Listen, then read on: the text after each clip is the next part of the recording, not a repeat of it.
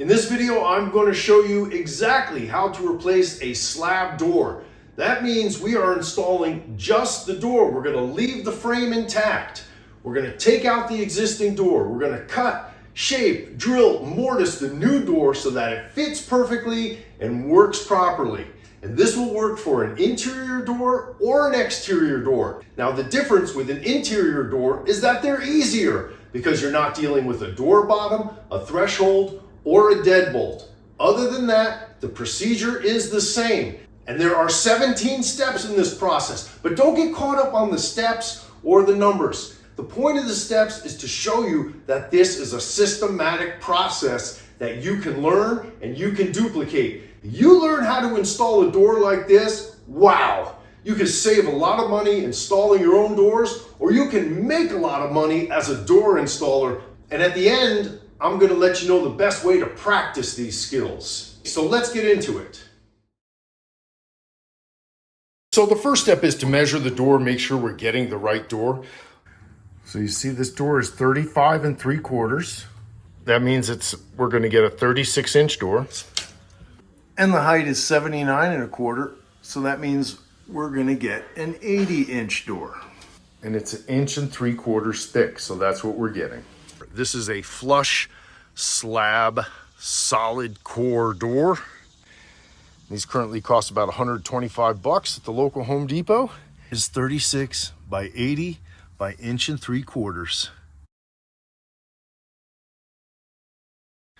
So I'm going to remove the door and check all the hinges. So depending on the situation, you could just pop the hinge pins out and remove the door that way.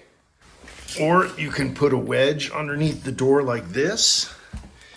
And I just take the hinges off the door. I leave them on the jamb.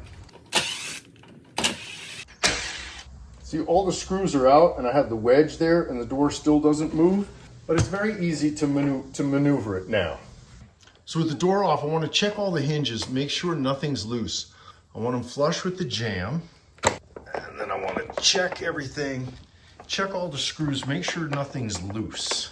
Sometimes if you have an old crappy jamb, it could be split. You might have to move the hinge a little bit, or if the hinge is sticking out this way, or if it's recessed too deep, you might want to shim them and get them flush. You want your hinges sturdy so they're not moving, and you want them flush with the jamb. Sometimes they don't have a threshold, or sometimes the threshold is in terrible shape. So before you do anything, you have to make sure that you have a threshold and it's actually working. This one looks fine. And another thing is the threshold has to be higher than the area in which the door swings. This door swings in. So your threshold has to be higher than your floor. Your threshold also has to be higher than back here, because you can't have a door that's rubbing on the floor. And if the door swings out, the threshold has to be higher than the outside. So this one looks fine, so we'll move on. But if not, you'd have to either replace the threshold or add a threshold. You got to do that first before you start fitting your door. We're going to measure the jamb in 3 places. And what I recommend is put the tape right over the hinge and then go right to the edge of the jamb. So see, we're right there at 36. Then do the same thing in the middle, 36 right there. Same thing in the bottom, 36 right there. Now here's the easiest way to determine the width of your door. When the door is installed, here's another door. You want about 1/8 of an inch gap all the way around. So if you have 1/8 on this side and 1/8 on that side, that's 1/4 inch. This is 36 inches, and subtract 1/4 inch. So you want your door to be 35 3/4. Now you want to measure it in 3 places. And whatever the longest measurement is, subtract 1/4 inch from there. You don't want to subtract 1/4 inch from your shortest measurement. Subtract 1/4 inch from your longest measurement, because it's better to be too long and be able to shave it than to be too narrow. If you're just starting out, here's what I would recommend. Measure it and subtract 1/8 inch. It's probably not going to fit, but you'll be able to hang the door and then you'll be able to test fit it and then shave as you go. Because if you make a door too small, it can really be problematic. But if the door is too big, you can always shave it down. Now we want to check the height. We're going to put our tape down there on the threshold and run it up. So we're at 79.5.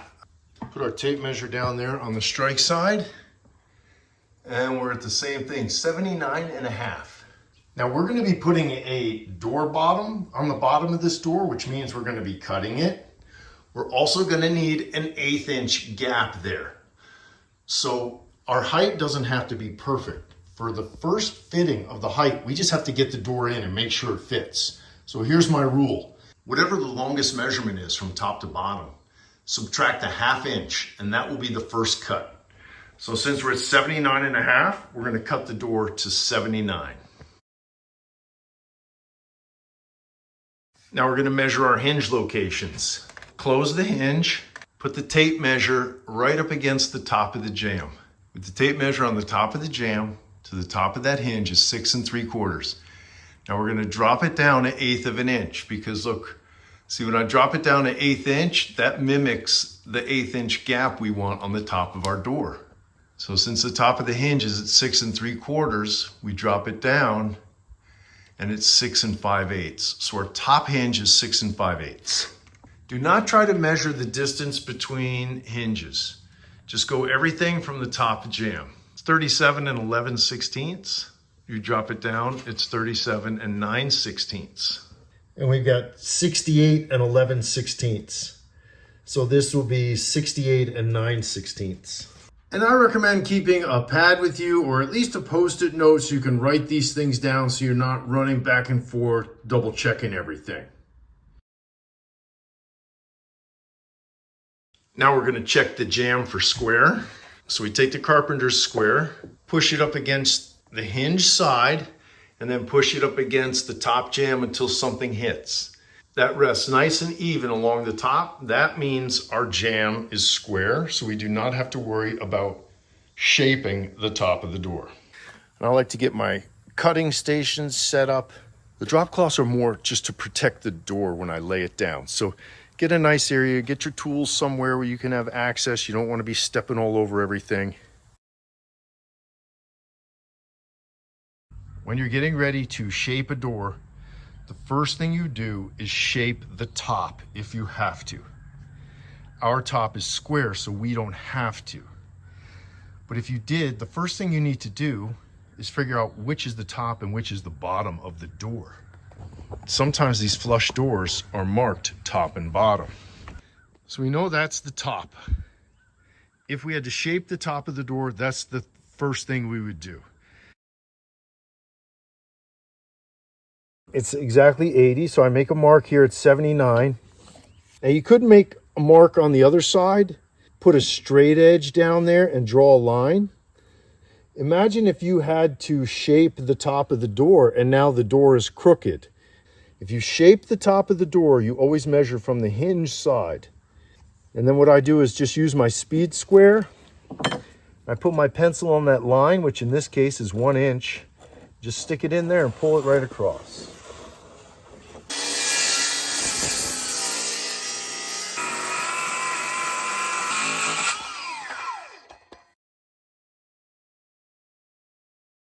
Before I start shaping a door, I always want to make sure it's oriented properly.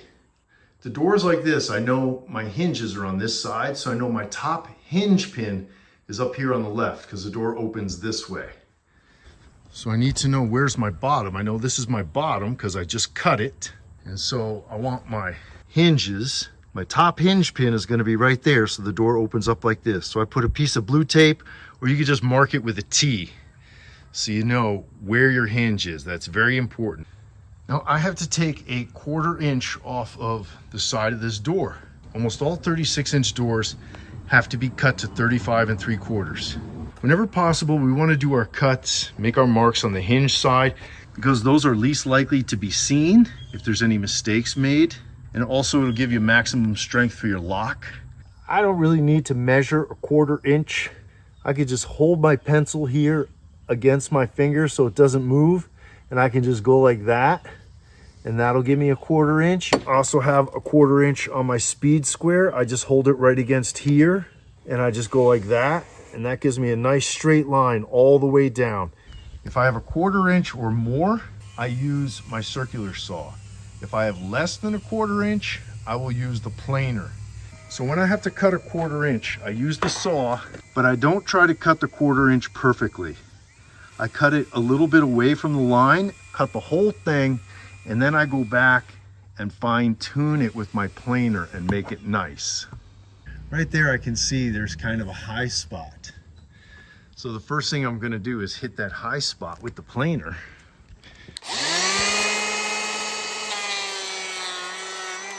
So any place where there's high spots, I wanna hit those first and get it kind of even. Then I can just work long, even strokes to get the whole thing down low. So see there's a little bump right here, so I'm gonna hit this first. I have the planer on the lowest setting.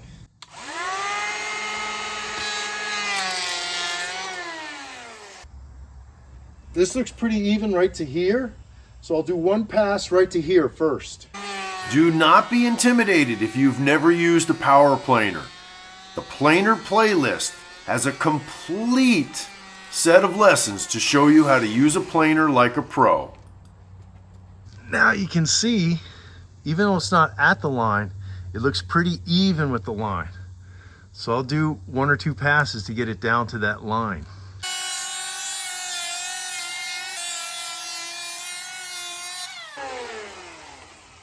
Really close to the line. We don't have to get it perfect. When it's real close like that, just stop. So with that set, I'll put a nice bevel on it. So before we take this hinge off, we'll make a mark right here where the edge of the jamb is, because we want the edge of our door to be on the edge of this jamb when it's installed. Take this hinge pin out and just remove this half of the top hinge. So we know our hinge is going to go right here. So we check our measurements. There's 6 5/8. We have a mark. There's 37 9/16. There's 68 9/16. So we're going to put our hinge right here with the top of the hinge, even with our mark. These marks that we made here for the edge of the jamb, those are going to line up with the edge of the door. Then when we have all that in place, then we trace our hinge. Steady. It's like that. It's like that. Router bit set to the correct depth so it only cuts as deep as this hinge. Since I know this is the pin side of my door and this is the top, I double check and make sure this is my top measurement. And then that's set up so that the pin is over here. And I know, because I've been doing this so long, when I'm mortising the hinges, I always want to stand on the opposite side of the tape. My fingers should always be touching the tape side, so that's how I know I'm set up correctly. So before I actually mortise, I always make sure my tape side is away from me, and then I just triple check all my measurements. And we're good, and now I'm going to mortise these in the exact way that I explained in the mortising with a router video. People ask me about hinge mortising jigs because there are so many different types. Pete, why don't you use a hinge mortising jig? I do, but very rarely because they aren't necessary. This is all going to come out great and you don't need a hinge mortising jig. It's just more stuff you got to carry and more time you got to take setting things up. This is quick and easy and accurate. So I'm looking for 3 things. I want to make sure that the hinge is flush with the door. It's not too low, it's not too high. I want to see that these lines line up with the edge of the door. And then lastly, my measurement from here to the top of my hinge is supposed to be 6 5/8. So instead of 6 5/8, let's imagine I'd cut that at 6 3/4. I would just move it, I would just cut it more. And it doesn't matter if a little bit shows like that. It's best to have all the issues on the hinge side, because they're the easiest to hide and no one ever sees them. So I'm going to do the same thing here, but I'm not going to mortise the exact lines. I could, but I'm going to go just outside the lines a little bit. Remember, when we get ready to test hang this door, this plate is going to be attached to the top. And then when we come in, it's just going to hang right there. And then these hinges have to line up. So if I'm off just a little bit, these are not going to line up. So when I mortise the middle and lower hinge, instead of making it perfect, I go just outside, a little bit high and a little bit low on each line. When you get really good at these, you can do them perfectly. But especially when you're starting out, give yourself a little wiggle room. Make it easy on yourself. Now see how that's got a little bit of room to move. So that'll be just fine. Do not worry about getting your hinge locations and mortises perfect. That will come with time, the more you do it. They're very forgiving. You'd be surprised how far off they can be and still work. So I'm at 6 5/8. So I'm just going to put in 2 screws, and I use the centering bit. Only 2 because that's all I need to hang it. And if I have to move this hinge, I want to have fresh wood in these holes to move the screw. I want these hinges in the closed position.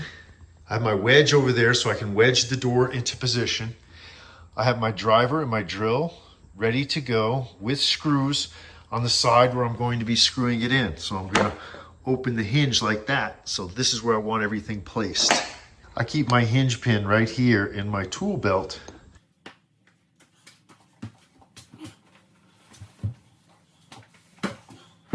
So I carried the door in with that in mind. I have the hinge right here. It can get tricky with really heavy doors, really big doors. So I've just got the hinge on there. You don't have to get it all the way down in. I'm going to move it around and get my wedge underneath it. There, now I've got it on the wedge. And you have to get the door open to 90 degrees. If I only had the door open to here, I'm not able to access the screws. So you see now I can get to the screws. So that thing just flipped right into place. And that one went right into place. Put one screw in the bottom first because that's generally all it takes to hold the door. That door's not going anywhere. So this is the first test. And at this point, you always hope it works perfectly, but we're aware that it probably won't. And this is where we figure out what we need to do next. Now look at that gap along the edge. Oh my gosh. I hate to show you this because they never come out that perfect. Look at this. Wow. When you're doing your first test fit like this, there is always at least one issue. More often there are multiple issues. And the troubleshooting video, part 1, explains what those issues are and the sequence in which you should fix them. So once you've done a test fit, you want to get the top and bottom of the door fit first. You want that 1/8 inch gap on the top of the door and no rubbing. And you want the bottom of the door as close to the floor as possible without rubbing. Then you move to the sides. If the door is rubbing or doesn't fit, you're going to have to plane the door. If the gaps are too big, you may have to manipulate the hinges. Then lastly, you work on the alignment. You want to get the door flush with the jamb. That's the gist of it. Review the troubleshooting video so that you can learn what to do during this step of the installation. Also, during the troubleshooting phase, be prepared for a lot of trial and error. It is not uncommon to take the door off, take it outside, shave it, put it back in, test fit it, take it down again, shave it, test fit it. I have taken doors on and off and shaved them 10 times in one job.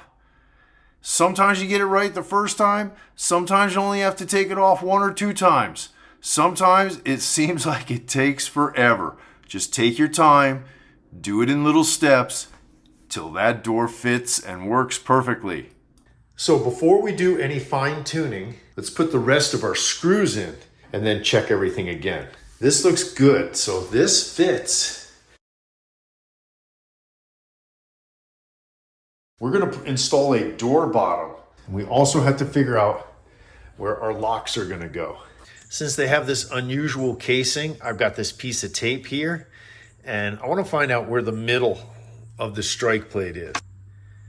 And right there. So now with the door closed, I just transfer those marks over and right to there. I know that the back set is 2 3/8, so I'm going to mark those. So that's where I'm going to drill my locks. And these are where my bolts are going to go. And with the 1 3/4 door, the center is 7/8. Now, some thresholds do not require a door bottom, but that's very rare. Remember, you can't just have raw wood rubbing against wood or metal. There has to be a gap there or something's going to fail. And if you have a gap there, people don't like that, and it also does not protect the bottom of the door. We're going to use a door bottom, also called a door shoe, and this has a rubber strip that goes on the bottom of it. So the first thing we're going to do is cut it to length. We want this door bottom to be the width of the door. So I just set it up there and then make a mark here on the end so that it's the exact width of the door. I'm going to make a line here because I know the weather stripping goes right to there. And I don't want my door bottom to hit that weather stripping. So this line right here, that's how long my door bottom's going to be. And then this line right here, I'm just taking off basically this section so that it doesn't hit against the weather stripping. I prefer the angle grinder with a cutoff blade. It's the easiest.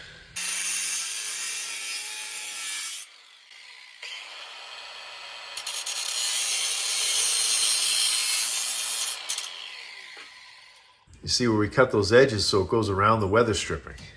So now we'll insert the rubber strip and check our height. Once these rubber strips are in here, they can slide around sometimes. So I like to pinch that little channel there with the pliers. Take my razor knife and trim it. So you got that at the right length, and I pinch these as well. So now that I know my door bottom is the right size, and I've got the rubber strip, I'm just setting it on the threshold to figure out where the bottom of the door needs to be. So the bottom of the door is going to be right here. So with this thing in place, I got my rubber strip on, and it's just sitting on the threshold. I'm just going to put my pencil in there and make a mark. So that is where the bottom of the door has to be. I'm going to make that mark on both sides. And notice that mark is not exactly at the metal. It's a little bit above it because you don't want to cut it too close because you don't want to have to do this twice. It doesn't matter if you cut your door perfectly the first time, and it doesn't matter if your threshold is level or not. So I'm going to transfer so I know I need to cut it right there, and I need to cut it right there. So now I'll take the door off and I'll draw a line from mark to mark, and I'll just cut it off, and I know that's going to be perfect, and I'll drill my locks. So before I take my door off, I want to make sure I have a clear path so I'm not tripping over anything. And I'm going to cut the door bottom first. So I have that set up. I'm just going to set the door down there, cut the bottom, then I can flip the door on its side and do the locks. So I'm using the bottom I cut off the door. You might be thinking, Pete, why are you cutting the door twice? It seems like an extra step. You could cut it perfect the first time, but when you're starting out, I say be cautious, because if you cut it too short, you might have to buy a new door. If you cut it a little long, you just take it off and cut it a second time. Always be safe. It's better to be too big than too small. My lock positions marked. Sometimes I like to put a little pilot hole in there. Now, I'm not going to go through the entire lock installation process because that is covered in the locks playlist. And this could be done with the door in place. You do not have to take the door off and take it outside again. But when I'm doing entry doors like this, I like to cut the door bottom last and cut it outside and then drill my locks outside because they get so messy. So I just prefer to keep the mess outside. But sometimes if a door is really big and heavy, or if I'm tired, or if it's on the third floor, or it's just too hard to move, I'll just leave it in place and do the locks with the door in place. Okay, we got our door back on, and now you should have all of your screws in your hinges. First thing we're going to do is install the locks.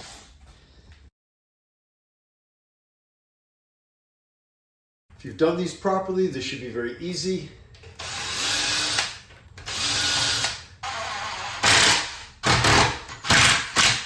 One of the things I stress in my lock installation video is how locks need to be balanced and they need to move freely. See, I just have the screws in finger tight at this point. See how much I can move the lock? If I push it up like that and then crank the screws down real tight, it's not going to work. Lock just wants to find its happy place where it works, where everything moves freely and easily. So when it comes to locks, you never want to crank anything down. You just want to make screws snug. Like, see that? When I turn that, that lock goes, ah, thank you. That's perfect.